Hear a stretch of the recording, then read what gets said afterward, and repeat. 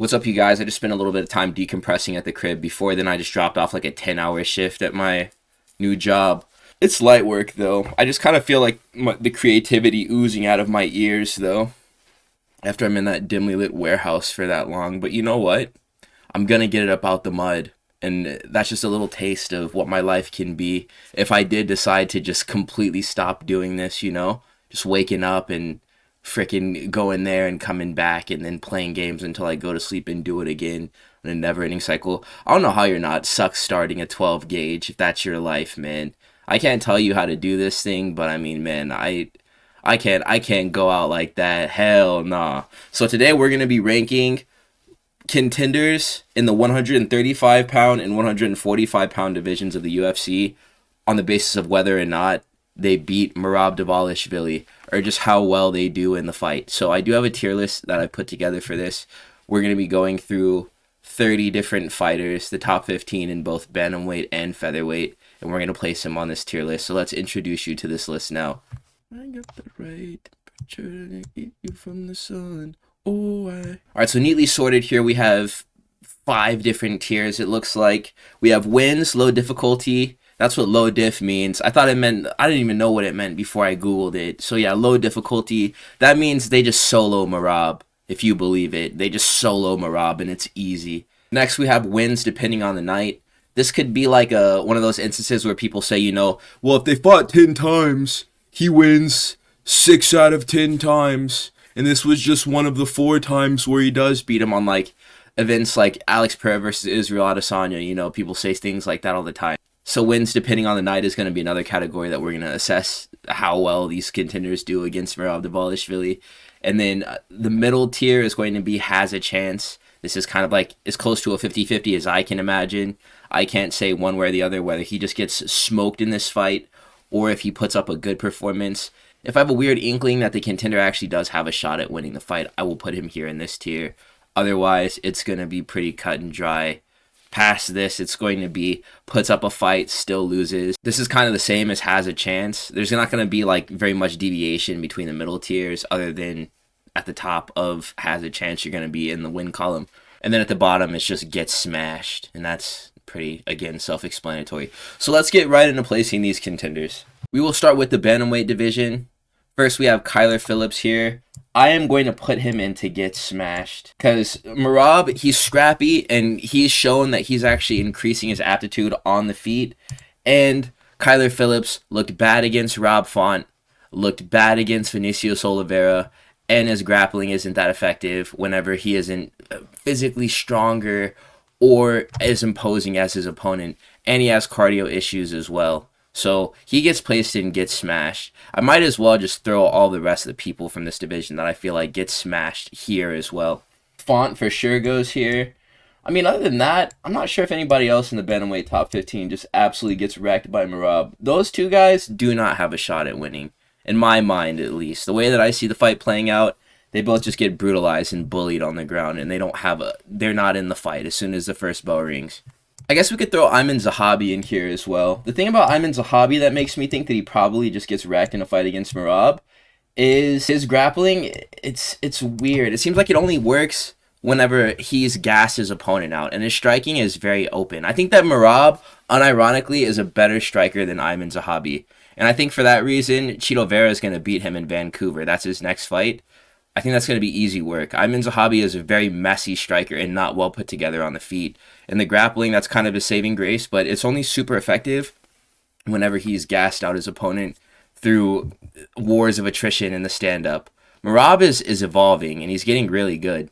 I know I said that Aiemann Zahabi was going to be our last entry and to get smashed too, but I will also throw Deiveson Figuerido in bantamweight here as well, just because Cory Sandhagen and what he did to his knee. So late in this guy's career and he's taking an injury like that, that'll have some type of bearing in his ability to grapple offensively and defensively. I'm not sure if we're going to be looking at the same Deiveson Figueiredo post him coming back from that injury, whether or not it required a surgery. He's an old man getting his knee twisted up like that. It's not a good look. So I could definitely see him getting dominated by the machine, and I don't see it being that great of a feat for Merab to pull off. I think that he just kind of gets it done.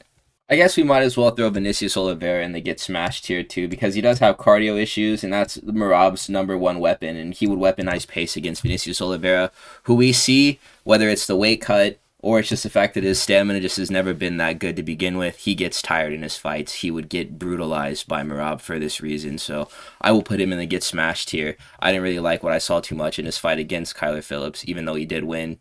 All he needs to do is land one shot, but his pacing is not good, and that's Merab's greatest asset, so we're going to put him in the get smashed here.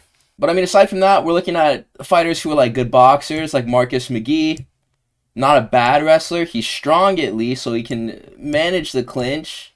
Maybe not whenever Merab starts to transition for doubles and singles, which, I mean, I'm not sure in a game that's evolving the way that wrestling is, how Merab is still able to make elevated singles and double legs work up against the cage whenever that's like the hardest thing to do in 2025 as a grappler in MMA. Merab really is different. I know this is kind of like a glazed Merab video, but I mean, he really is that good. I would say that I would also put Yadong in this tier too. He puts up a fight, but he still loses. Again, very physically strong, good striking. We all saw the Henry Cejudo sequence or the Marlon Moraes sequence. There's a shot that guys like these actually can recreate that sequence and finish Merab. But I just wouldn't rate it high enough because Merab has too great of IQ in order to leave himself vulnerable for these types of techniques to land. Marlon Moraes was pretty early on in his UFC tenure, and then against Henry Cejudo is a grappler himself. And even though he was getting sunned, I mean, he had the knowledge of the positions to create the space to be able to land that cheeky hook on the inside, and I don't think these guys would be able to do the same thing. So whether or not they put up a fight, I think they still lose. Two fighters have actually escaped from the get smashed tier in the bantamweight division, so we will place him right now. That's going to be Sean O'Malley, who Merab has his number. He will never win that fight. I'd even honestly only put Song Yadong in a tier above him just because it'd be a fresh matchup and we don't know how it goes. It could very well be the same thing for both of these guys. They just get smashed. But, I mean, we're really filling up this last tier, and we're just in a bantamweight right now. We still have to rank featherweight. So, I mean, this is kind of a general lay of the land for you. We haven't even touched the top three tiers. And then the other guy is going to be Chito Vera. Chito Vera was masterclassed by Deiveson Figuerido with the grappling. So if Deiveson Figuerido can do it, he's a strong guy, sure.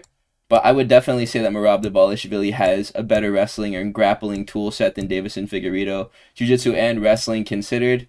And he was able to dispatch Chito Vera with it. I don't think that he would meet much resistance in trying to employ the same game plan to win the exact same way over Marlon Vera.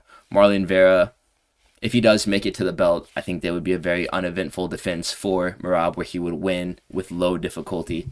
Puts up a fight but still loses. There's going to be a few fighters who go here. Marcus McGee, Song Yadong, Henry Cejudo. Henry Cejudo put up an alright fight comparatively speaking to other guys. He definitely was getting mauled in there by Merab.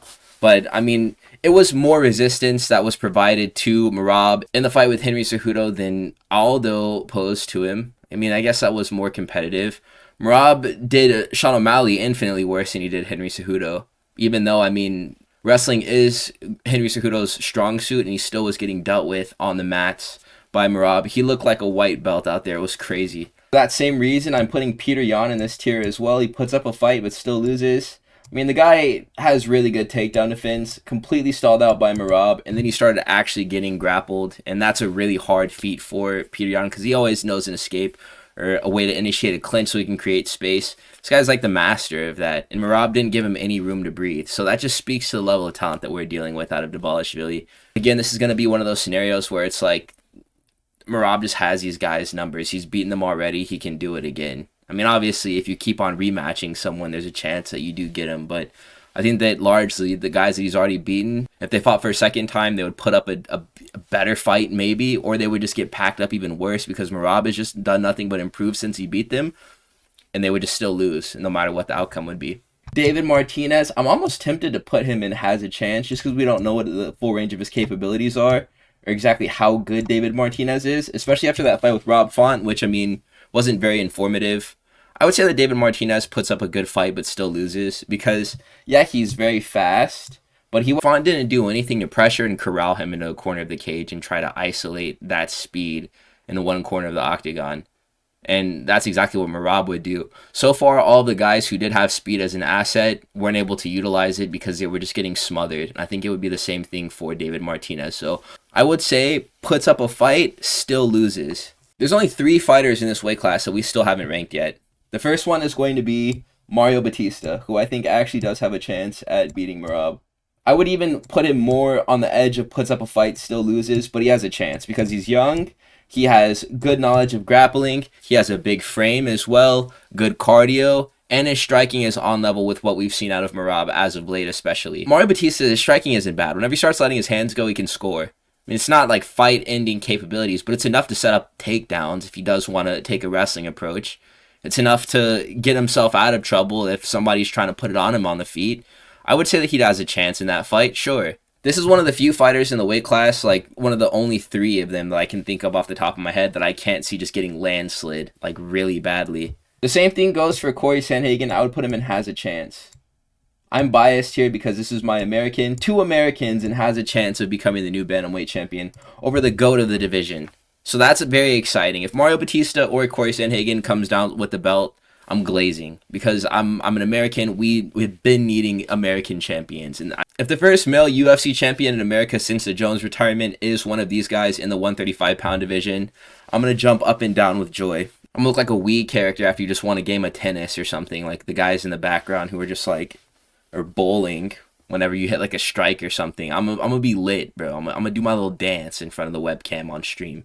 I'm really excited about Cory Sandhagen too because he has the prospects of getting that belt this weekend at UFC 320. That's kind of the reason why I'm making this video, is because Merab he's a machine, dude. And so I wanted to talk about people who I thought actually had a fair shake at getting the belt off of him.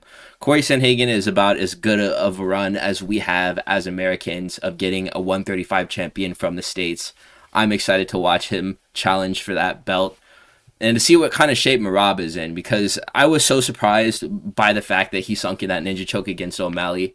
O'Malley, another American champion who is just no more and is so far away from the belt, even though he's #1 contender of the division.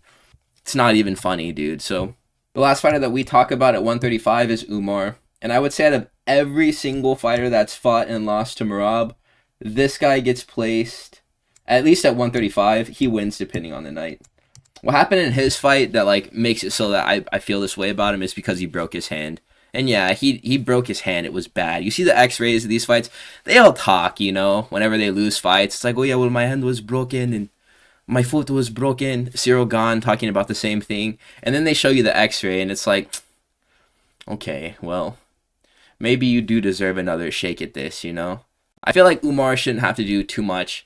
He has his next fight against, who is it? Mario Bautista. That's to decide the next title challenger. Because if Mario Bautista wins, then he gets the shot.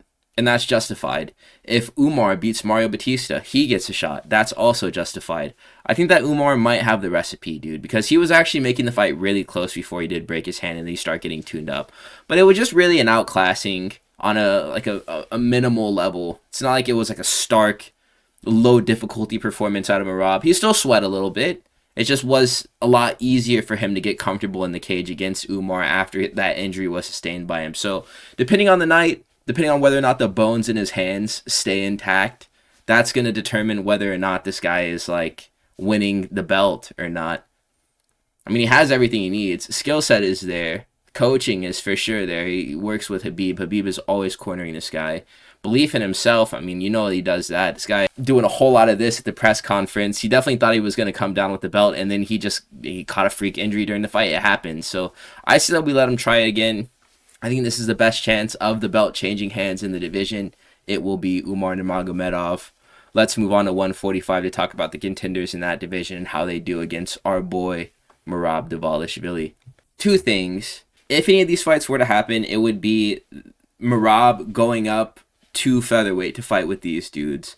I can't see pretty much any of the top featherweights being able to cut down to bantamweight because they're large featherweights, and that's the reason why they're ranked. And also, I would say by and large, the skill difference between bantamweight and featherweight is very stark, and these would all be much harder fights for Merab, 1 through 15 in the featherweight rankings, than 1 through 15 at the bantamweight rankings would be for him to win, on a consistent basis at least. I think we're going to see a lot more variation with these, so I'm glad I saved this for the second half of the video. Alright, we'll start with El Pantera. He gets smashed because he can't deal with power grappling as he's shown in the Brian Ortega fight. he would get roughed up bad. Even Volkanovski, I mean, there was a head clash that led to the finishing sequence of that fight, but it was all onset by some grappling that Volk did later on. That boy, Yair Rodriguez, the narrative right now is that he just crumbles whenever you do grapple him later on into a fight, whenever he starts to fatigue and you're both kind of wearing it. If you start to shoot takedowns on him and wrestle relentlessly, that's whenever he just folds up. So I'm going to put him here and get smashed. I think that Merab Dvalishvili has fun with that guy. I think he beats him up pretty bad. Gian Silva, I would say, has a chance before his performance with Diego Lopes. That grappling has a way to go for him. I'd say he puts up a fight, but he still loses. He always is going to have a puncher's chance against anyone, pretty much, but he couldn't escape mount for pretty much like 2 minutes in that first round against Diego Lopes.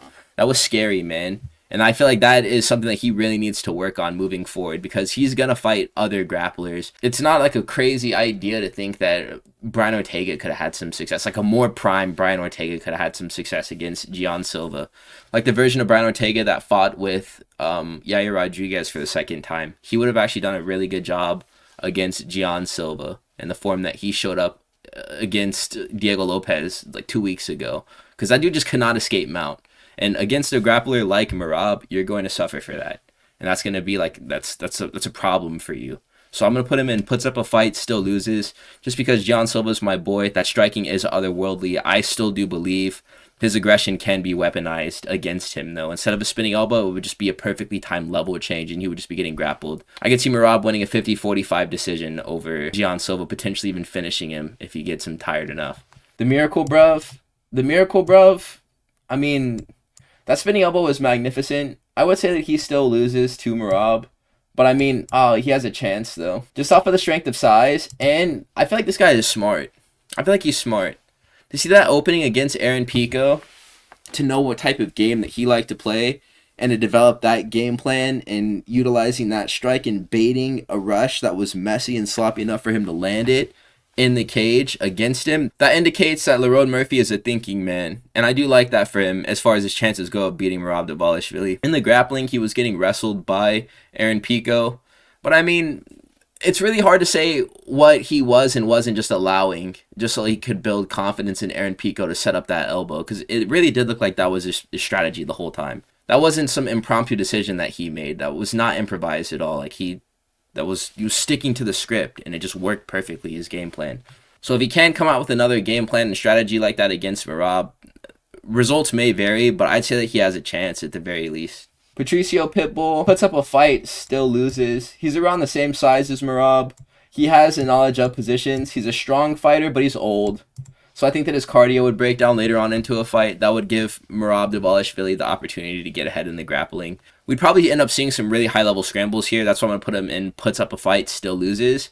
But I think that a 145 Merab would have an answer for the grappling of Patricio Figuerido. This wouldn't be like a Dan Ige Part 2. I would say Aljamain Sterling kind of gets smashed by Merab. I don't know how you guys feel. I mean, Aljo's a really high-level grappler, and that's kind of like his bread and butter. But, I mean, it's Merab's specialty, too. And I think that the reason why Merab never challenged Aljamain Sterling for his belt whenever Aljo was still champion is because he didn't want to undermine him as a champion. Because he knows that in the training room, he'd be whooping that ass. I feel like that's something that people shouldn't heavily disagree with me on. And I think that that was a secret that Merab wanted to keep from the world, is that he'd be whooping Aljamain Sterling on the mats. So he's like, yeah, I'm going to let you have your shine. And I mean, he avenged Aljamain flawlessly by letting him, he finished the guy who finished Aljo just in his own way. So I mean, that's good enough, right? Whenever Sterling wants to put a belt on, he can just go to Merab's house and do it. I mean, they get to keep their titles, but I mean, the active belt is with his best buddy, so that's a W for him. We're putting Giga Chikadze and Josh Emmett in Get Smashed. I think that a 145 Volk would bully both of these fighters on the ground, and he would make it look easy. Josh Emmett is an unfinishable fighter. I mean, largely unfinishable. He doesn't really get chinned like that. Even against great strikers like Ilia Topuria, he's not getting knocked out. So, I mean, that was never going to be a possibility for Merab in a fight against a dude like Joshua Emmett. He's not going to even take the chances to allow himself to be potentially knocked out in that fight. Merab wouldn't. I think he would still smash Joshua Emmett, and it'd be really fun to see what type of strength is possessed by Merab Dvalishvili at this upper weight class. I would love to see it before my time covering this sport is done. A 145 Merab. The possibilities really seem endless for this guy as far as the matches that can be made and his potential to win them as well. I would say the same thing gets smashed for Dan Ige as well. Dan Ige gets smashed. If he was getting dealt with by Patricio Pitbull in the way that he was, that guy has some ground to cover on the floor. And I'm not sure if he has enough time left in the game in order to get to where he would need to be in order to beat Merab. This guy's nowhere close to even challenging for the title in his own weight class as things are right now. But lo and behold, if Dan Ige somehow makes his way to a featherweight title and it's Merab who has the belt because he went up and beat Volkanovski or something like that, then I don't think that he would ever win the fight in the current form that he's in. I would say Diego Lopes has a chance because styles make fights. Diego Lopes is really good at jiu-jitsu. Not quite the wrestler that Merab Dvalishvili is, but he could abuse his range advantage that he would have in that fight. And he's very powerful as well on the feet. So, I mean, I'd even say that Diego Lopes wins depending on the night. And that's crazy that I'm flip-flopping so hard. I went from saying that this guy beat a wash Volk and he's nothing to now, like, he might be able to beat Merab under, like, a specific set of circumstances. Which, I mean, I don't think that's a crazy idea either. Youssef Zalal, I don't know. I think he puts up a fight, still loses. This guy, he's usually using movement to frustrate his opponents. Merab is this guy, he kind of stalls you out and makes it so that there's nowhere for you to run from his grappling. His shots are just so aggressive, and he's so good at isolating you in the clinch. And escaping the clinch is going to take stamina out of you to the point where you're not going to want to move around that much. You have to address like the threat that's immediately in front of you. And whenever you do try to address it by maybe just sitting down on some shots, that's whenever Merab is perfectly timing an entry and he's getting you back down to the ground and resetting your progress if you did make any. And that's the game that Youssef Zalal likes to play, is making people frustrated by moving a lot and then getting them to make mistakes from there. Merab Dvalishvili isn't going to make these mistakes. He's going to close off the cage and then start wrestling. And then I don't think that Youssef Zalal is going to have the grappling to deal with that. A lot of these guys, I think that they lose. A guy who does have the potential to deal with the grappling threat of Volkanovski and the wrestling and in the jiu-jitsu would be Movsar Evloev. I mean, dude, I need to see this dude fight again because I was wrong before about the skill level of these prospects at 145, but because once upon a time, that guy was almost getting finished by Diego Lopes in the grappling and also Arnold Allen in the clinch before they changed the rules to make it. This guy was the reason why there was a rule change most recently, like constituting down opponents and stuff. Like you have to have a knee down. This guy was grabbing the floor, clinging on to dear life, getting time back to recover after it was like a finishing sequence that he was caught in. I won't sleep on these guys anymore, though. Dudes who are, like, supposed to be that good, and they do actually have footage. I think in this instance, Movsar versus Aljamain Sterling is actually a good metric to determine how Movsar would do against Merab, because I think largely whenever Aljo and Merab do train together, it looks like Movsar versus Aljo. So I think that this would be a very competitive fight, and then Movsar would win depending on the night. I think that it's kind of a toss-up. This more so than any of these other two, except for maybe Umar. Umar has another really good shot of beating Merab depending on the night. Steve Garcia, I would say he has a chance. We don't really know how Merab deals with the range of lighter weight class fighters that have the frames of upper weight class fighters. Sean O'Malley, he has T-Rex arms. There's things about his physicality that make it so that his height really isn't that great of an advantage for him against a fighter like Merab. With Steve Garcia, you're dealing with really high-level grappling. You're dealing with some very nasty striking. This guy has a chance. And an impressive frame. This guy is like Joel Alvarez of the 145 division. But he can grapple. So I think that he has a shot. I haven't done any talking about David Onama. I mean, dude, they're just so, the reason why I've even talked about this guy is because other than a win over Gabriel Muscatino, which, that's a good win.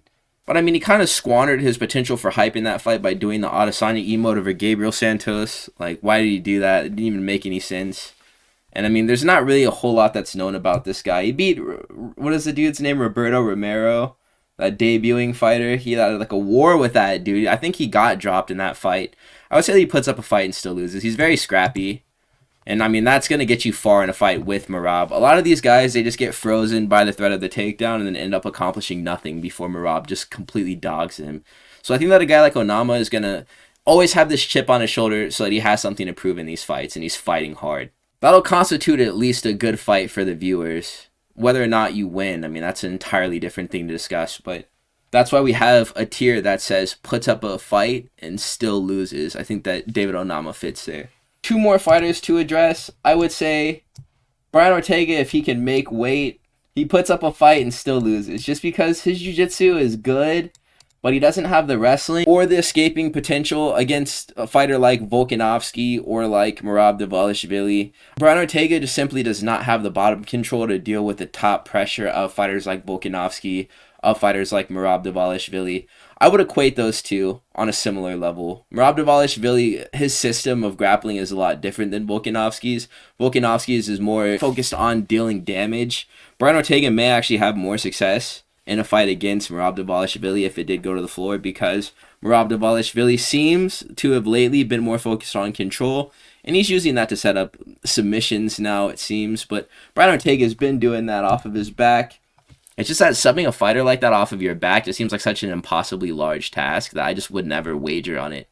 And it's a good thing that I don't wager. So, I mean, I'll put him in puts up a fight, still loses. Especially in current form whenever the guy is literally getting beaten on the scales. As soon as he looked the way that he did at the weigh-ins, I went out on a limb. I picked Brian Ortega against Aljamain Sterling. And then he looked like a freaking George Romero, Night of the Living Dead zombie at the weigh-ins. And I just knew it was over. And he got absolutely worked in that fight. And it was a bad fight, too. So, yeah, that leaves us with the champion of the division. I mean, dude, I was going to put Ilia Topuria on this list. Wins, low difference. I mean, dude, there's a shot. Oh, my God. Oh, my God. Dude, literally, the only guy who I would put on this list, and this is going to turn into an Ilia Glaze video, like 0 to 100 real quick, man. I'm going to find it right now. This is the only guy who for sure beats Merab with low difficulty. If Merab would have gone up to 145 and challenged Ilia Topuria just because he felt froggy, he would have never done it. But the reason why he would have never done it is because I'm sure that they've sparred together and he knows what Ilia Topuria would do to him if they fought. And like, bro, you can call me a glazer, whatever. Volkanovski has a better chance of being defeated by Merab than Ilia does. Ilia knocks Merab out bad. Ilia Topuria has the grappling aptitude to create spacing, and he has knockout power in his hands. Volkanovski is not the knockout power guy.